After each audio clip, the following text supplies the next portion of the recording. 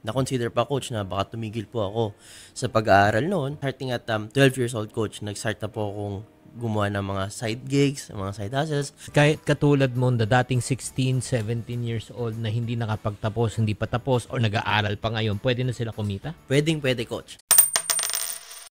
Sa puntong ito, makakasama po natin ang Iponaryo of the Week na si JC Macalintal. 21 years old mula sa Batangas City. Thank you for inviting me po dito. Yes, maraming salamat. JC, sige, kwento mo muna ang storya ng buhay mo. At 21 years old, very accomplished ka na as an entrepreneur. Oo. Maraming salamat po coach. Opo, maaga po tayo nagsimula kasi po laking palengke po ako. Proud po ako coach na may parents po, yung nanay at tatay ko po magbibigas at magbababoy sa palengke. At maaga lang po tayong namulat sa usapang pera when it comes to money kasi po bata pa lang po medyo paycheck to paycheck kami, lalong-lalo na coach nung naging hindi stable yung trabaho ng magulang ko kasi that time coach, naalala ko, gustong gibain nun yung palengke, yung Cuenca Public Market, gusto siyang i-privatize, no? So during that time coach, super hirap gumawa ng pera, na inisip ko paano baka na-consider pa coach na baka tumigil po ako sa pag-aaral noon, no? At simula doon, starting at 12 years old coach, nag-start na po akong gumawa ng mga side gigs, mga side hustles. Nagbebenta po ng kung ano-ano, from ballpen sa stick ko, pati po pag-offer ng services kaya po ng pag-tutor at pagsusulat at pagre-research para sa mga brands and companies. Ilan kayo magkakapatid? Ako lang po coach. Ay, grabe. So, 12 years old. So, in other words, pwede mong sabihin talaga challenging yung So, kung magbabalik tanaw tayo nung bata ka, ano yung hindi mo makalimutan na event na sinabi yung, ba't parang wala kami? Di ko makalimutan coach yung event na kailangan pa naming mangutang para sa tuition ko. No? Umutang po kami sa mga kakilala namin sa palengke, kaya nung pinag-usapan kayo na sa talk show mo coach, yung utang ABC, yung ganyan, no? Naalala ko po yung panahon namin noon kasi nakakain po kami isang beses, dalawang beses kada araw dati, pero hindi po kami ganun ka-privileged enough na yung tuition hindi isipin, yung ganyan, no? At pinaka-na-shake up po yung parang financial foundation ng family namin noon nung gigibayin nga coach yung palengke kasi tinangka po talaga yung demolition at halos 2 hanggang 4 na linggo po kaming walang pinagkakakitaan na bilang bata po coach, kasama po ako sa mga nagrarally noon sa Batangas. Talaga nag-barricade kayo? Yes po coach, no. So tanda ko po, ako po yung nagsiserve ng sopas sa mga nagbabantay sa palengke. Tapos nahulog pa ako sa kanal ng bata ko. Bakit ka nahulog? Kasi coach, antok na antok po ako, alam mo naman bata. Ngayon na po nagpuyat. Tapos nahulog po ako sa kanal habang nagsiserve ng sopas. Hindi kailangan po namin magluto ulit. Grabe. So, kung maalala mo yung mga panahon na yun, yung naawa ka ba sa sarili mo during that time?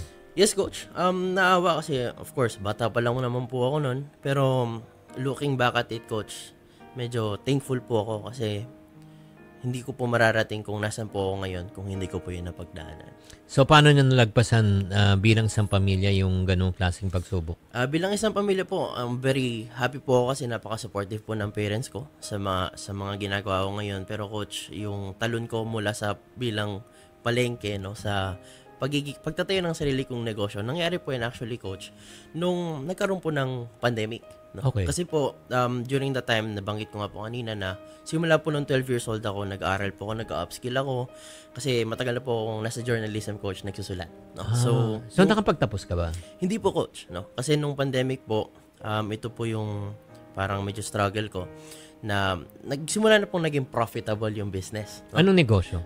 VA po coach, virtual assistant business. So work from home ka? Yes po, work from home. So anong unang skill ang natutunan mo? Unang skill ko pong natutunan sa totoo lang coach is writing. No? Writing po, tapos na-transition ko po siya sa writing for money, writing for marketing.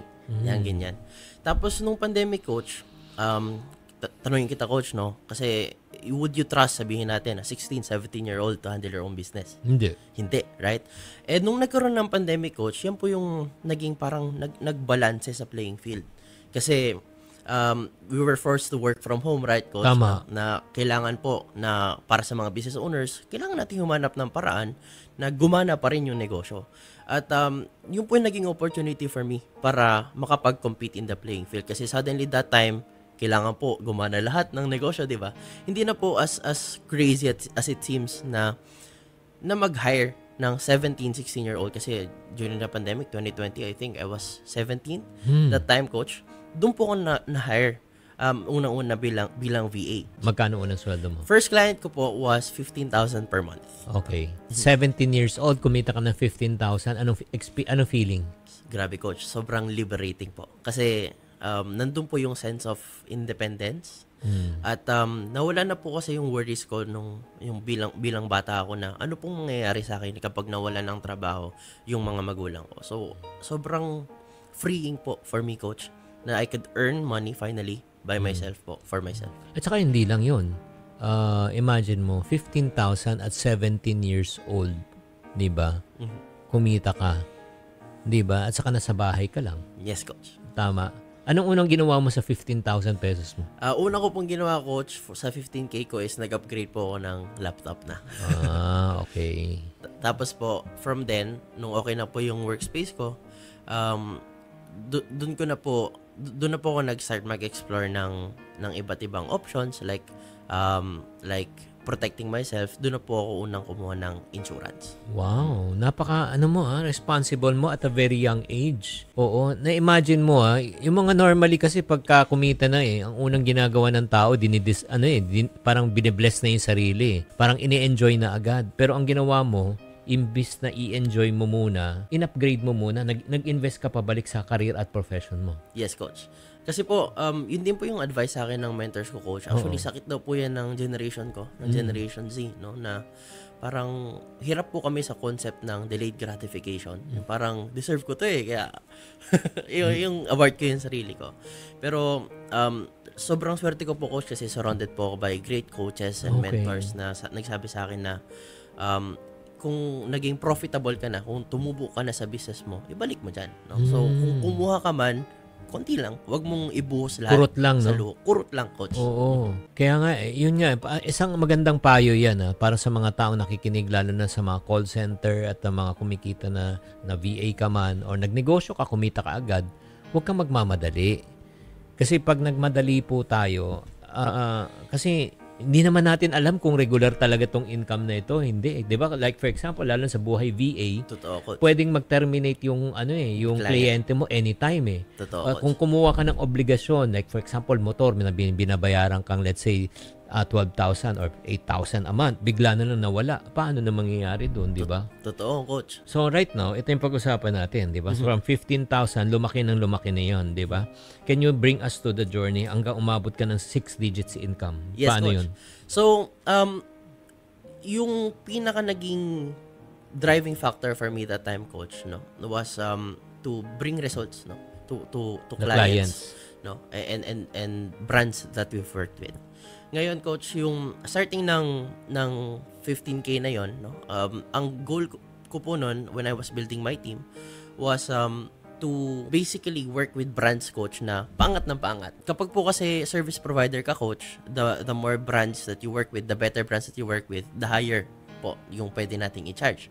No, until such time, Coach, na yung 15K per month namin na rate, naging 22K per month, naging 26K per month, tapos naging 32K per month, to right now, Coach, around maybe 38, no? 38K per month. So, yung naging sagot po, Coach, sa totoo lang, is pag-upskill, investing in myself, Coach, sa personal development, sa professional development, pag-aaral ng mga up and coming skills, Coach, katulad ng AI, no? Katulad po ng marketing, copywriting, yung mga ganyang skills po. Yun nga yung kagandahan, no, mga kapatid na nakikinig at nanonood ngayon, hindi porket hindi ka nakapagtapos ng pag-aaral, ibig sabihin, disadvantage ka na.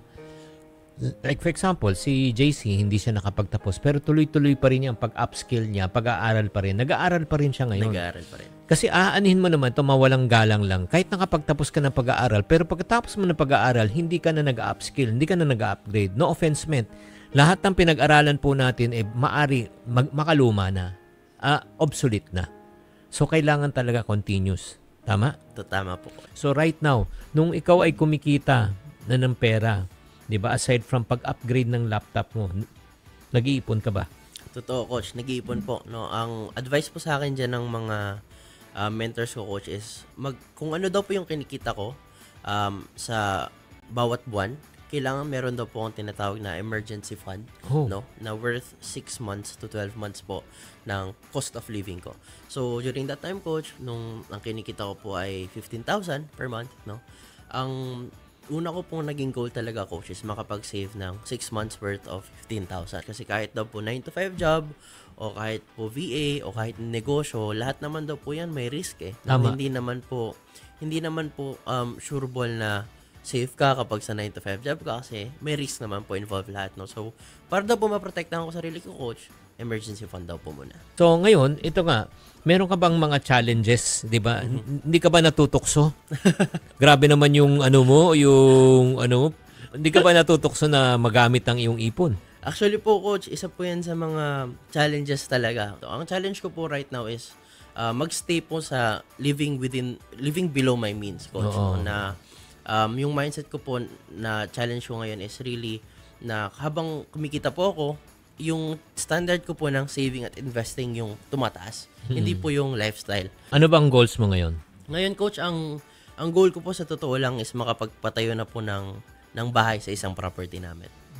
So mayroon ka ng lupa? Meron na po, coach.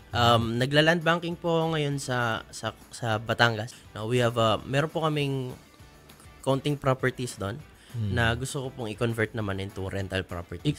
Sa pera na yes, kinikita po, mo. Mga ilang properties na nabibili? Right now po, meron po kaming 4. Wow. Ilang taong ka? 21 po. Nahiya tuloy ako. Nagja-Jackson pa yata ako nung 21 ako eh. Alam nyo, ito lang kung ikaw ay nakikinig nanonood ngayon, hindi nga mahalaga kung ilang taon eh. Di ba? Yung parang naniniwala ka ba, JC, na napakahalaga ng mga taong nakapaligid sa'yo? Yan ang mag-i-influence sa'yo kung anong direksyon ng buhay mo. Yes, coach. Naniniwala po ako sa kasabihan, coach, na your network is your net worth. Yun po yung sabi nila. Kaya nga kung babalikan po natin itong yung ginawa pong diskarte ni JC. Nung kumita na siya, hindi siya gumastos. Ang unang ginawa niya, in-upgrade niya ang kanyang laptop. So, ibinalik niya sa kanyang career at profession. Ang pangalawang sinecure po niya ay, syempre, yung kanyang emergency fund. Tama? Yes, coach. Pangatlo, bumili siya ng insurance, 'di ba? Para maprotektahan yung kanyang ang kanyang income. Pang-apat o pang-lima, siya nag-invest ka na sa lupa. Yes, coach. At 21 years old. Paano ka nagkaroon ito siguro ang last 2 questions ko. Paano ka nagkaroon ng ganitong klaseng mindset? Yung ganitong klaseng mindset, coach, siguro po ma-attribute ko po siya, coach, sa pinagdaanan ko nga po nung bata ako. Yung mindset ko, coach, is kapag mas marami akong problema kayang isolve, na kayang solusyonan, mas malaki po yung earning or income potential. Wow, totoo yan. Yung in terms of kung gaano kalaki ang pera mo pwedeng kitain, ay depende kung gaano kalaking problema ang kaya mong lutusin. Totoo, coach. Ikaw, ilang beses ka lumapit sa akin at humingi ng payo. Nakailang session tayo. So, ano yung pwede mong sabihin ang natutunan mo sa sessions natin during that time na kino-coach kita? Pinakamalalim ko, coach, na natutunan from you, at ito po yung talagang nagbigay sa akin ng peace of mind na nakakatulog po ako parang puting sa gabi na talagang may peace of mind ako is 3 pong bagay yung natutunan ko sa inyo, no? Number 1, coach, una po is emergency fund. Ito po yung makakapagpatulog talaga sa'yo na kahit anong mangyari bukas, makalawa sa susunod na linggo, magkasakit man ako or what, meron akong panggastos pang araw-araw. Pangalawa, coach, is always, coach, living below your means. Walang kwenta po, coach, kahit ganito yung income mo, kung ganito rin yung ginagastos mo. Parang, hindi, yun po yung natutunan ko. And then the third one, coach, yung bigay sa akin, no, ng mga investments na meron ako ngayon. As your income increases, your level or standard of saving and investing should also increase. You're spending your money responsibly, na hindi luho. Iba yung pakiramdam talaga, ko. Ano maipapayo mo sa mga kabataan na nakikinig sa'yo at the 20s? Oo. Yeah. Isa sa mga sakit ng kabataan ngayon, yung hindi po nila alam yung concept ng delayed gratification. No, no. Ang sakit po ng kabataan ngayon, at sakit ko rin po to dati, kaya ako po to nasasabi ngayon kasi pinagdaanan ko rin to, coach, masyado pong nagmamadali. Sa totoo lang, masyadong nagmamadali. No, na hinahabol po agad yung resulta. Na it just so happens, coach, na swerte po ako na na-meet ko po yung right mentors and coaches na nag-manage ng expectations ko. Na, coach, ang pagtatayo pala ng negosyo, hindi pala ganun kadali sa sinasabi nila sa Instagram lang, no? Yung sinasabi lang nila sa TikTok. No, it really takes years, coach. Years of hard work. Tapos bigla na lang siyang magbo-boom. May mga ibang kabataan kasi na nagmamadali, ginagawa na at sinasabi na hindi kahit di totoo para ano lang. Totoo, coach. Tama. Alam mo, JC, hangang-hanga talaga ako sa'yo. Malayo mararating mo talaga. Mabuhay ka. Pero si JC ngayon, meron ka bang gustong sabihin sa mga ibang tao? Meron kang, 'di ba, yung DJ Diskarte, coach. Yes po. Kung gusto niyo pong matuto, maging VA, hindi po too late, no? Hindi po too late maging bata ka po or matanda. Kung gusto niyo pong maging VA, gusto niyo pong matutunan yung best of the best world-class virtual assistant practices, punta lang po kayo sa community namin, Facebook Community Coach, Diskarte by Freeson Media, no? Ako po mismo nagtuturo, coach, no, kung paano magsimula maging VA at kung paano po gumamit ng yung mga sikat po na tools ngayon tulad ng AI, no? Para maging VA, so you can secure your first VA job. So, ibig sabihin yan, kahit katulad mo na dating 16, 17 years old na hindi nakapagtapos, hindi pa tapos, o nag-aaral pa ngayon, pwede na sila kumita? Pwede, coach. Sige, libre naman to, di ba? Libre, coach. Wala pong binebentang course, wala pong kahit ano. Gusto ko lang po talagang, at this point, coach, gusto lang po namin mag-give back ba sa community. Sige, sabihin mo na lang sa kanila kung saan kayo makukontak. Yeah. To reach Diskarte, search lang po on Facebook, Facebook community po kami, Diskarte by Freeson Media. Again, we help you secure your first VA jobs. Tapos meron po kaming i-release na libreng courses at libreng product soon, so you can get your own first VA job. Maraming salamat sa ating kaipunaryo, JC Makalintal. Mabuhay ka. At at 21 years old ay talagang hangang-hanga talaga ako sa iyo. Palakpakan po natin ang ating